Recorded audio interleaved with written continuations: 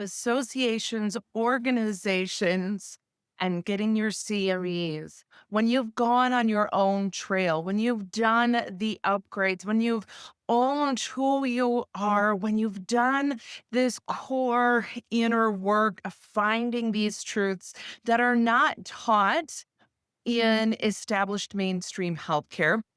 You're now doing your own thing. You've owned who you are, what you're about. You have the practice of your dreams. You're empowering and unifying your team towards your goals. And then you go to conference and it feels real weird. You chuckle because it's old beliefs and old mindset. And you see through the top down, insecure, fear based management that happens while these organizations are coming around and while there's work happening. You chose to bring these upgrades and mindsets that are available into your world more quickly. You've done the work, you've done the research, you've attended the classes, you've worked with me, you've done the personal development, you've taken money mindset programs. You choose to truly show up for your patients. You're having the results that you desire in your practice and for your patients. You truly feel like you're doing what you set out to do when you came into medical school.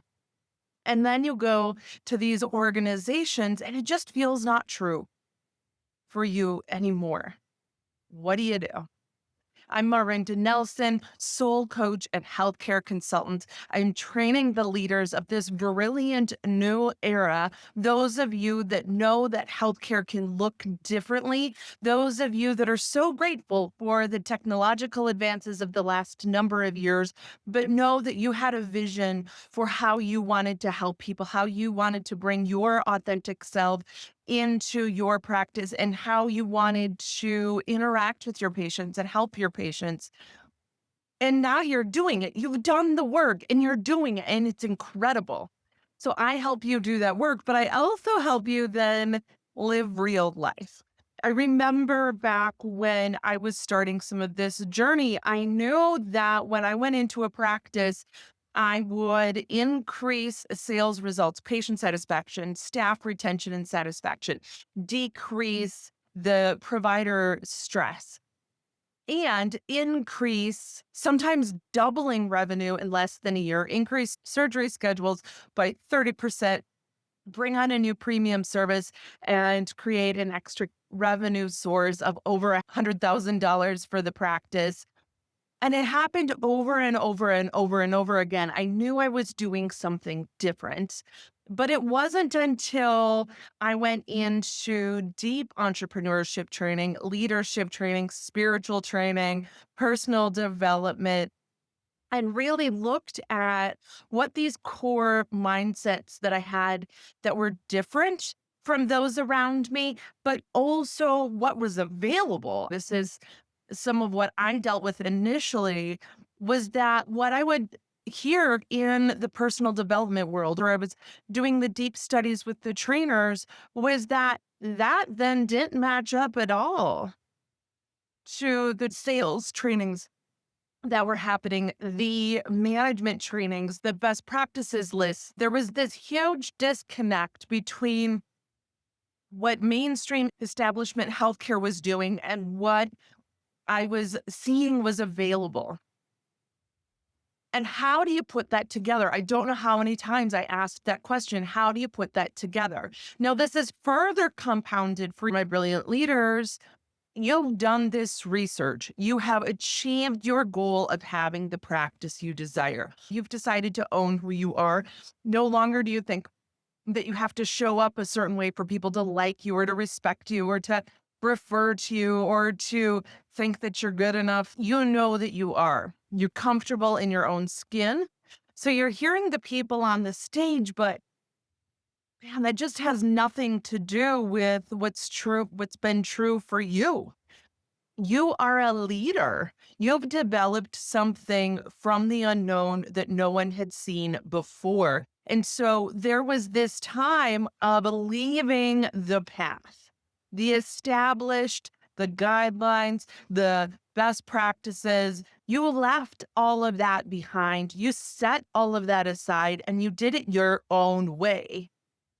And there's this transition time where the relationships that you built out of who you thought you were supposed to be, the groups, the community that you thought that you had following another leader, those drift away. Those filter themselves away as you step into your own, as your beliefs change, how you show up changes, your comfort within, your confidence. And this is a space that I've been talking to a lot of my clients this week. It seems like there's kind of often a theme.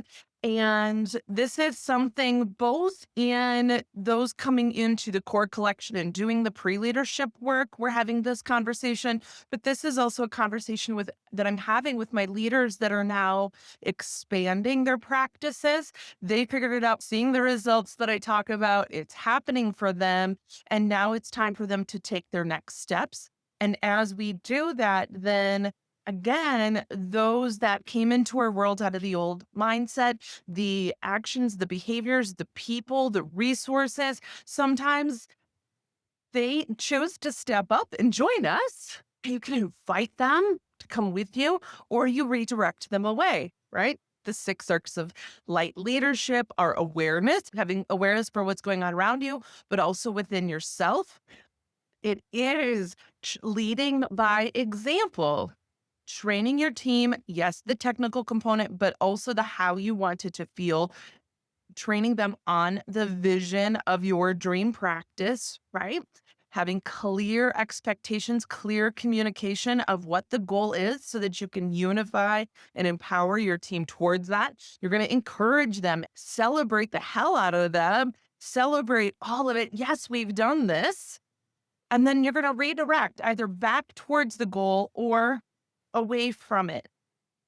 And it is in that space that you know you're doing it. So it starts out being kind of this lonely, oh shit, what now? I need to fill it. We're great figure outers. You're incredibly resourceful. This is a space to recognize, hey, I got here. Awesome. I'm doing it. I've let that fall away. I'm in transition now. This is a space to breathe and to refocus on values, desires, intention, full expression. What do I love? Okay. So this is not a space to rush to figure out. This is not a space to rush to fill.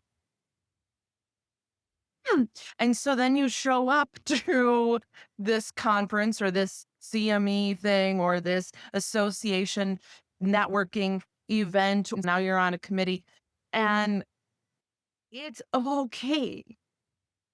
This is part of awareness, is recognizing where they are and remembering with compassion that you were there once too. You may or may not choose to foster that relationship. This is a place, yes, I choose to be me and I choose to do this way. Now, CME credits, yes, that's part of the system. That's part of the structure. You're going to just go get those.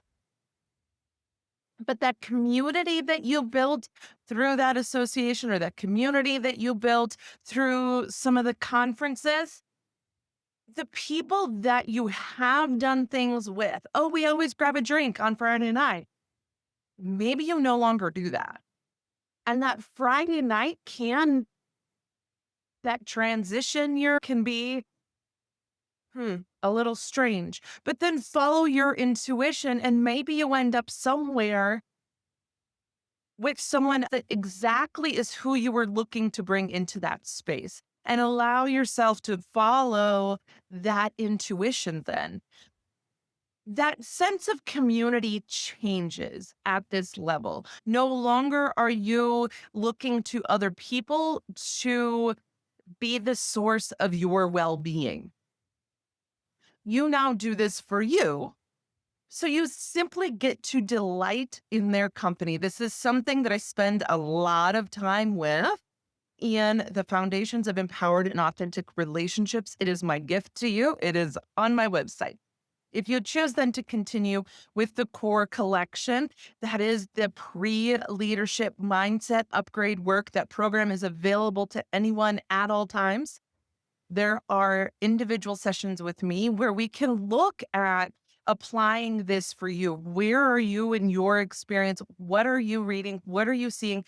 What can we make real for you? This is your authentic practice. This is you providing for and protecting your values, your dreams, your full expression, right? This is how you practice, how you speak, how you show up, where you meet your friends and your relationships and your referral partners, the systems and structures that you set up for you. I bring that space into every program that I have for us to have our individual time to make it real for you, to look at your beliefs, to look at your understandings, your conditioning, your specialties, the region that you practice in. Are you urban or rural? Are you corporate or private? Are you large practice? Are you small practice?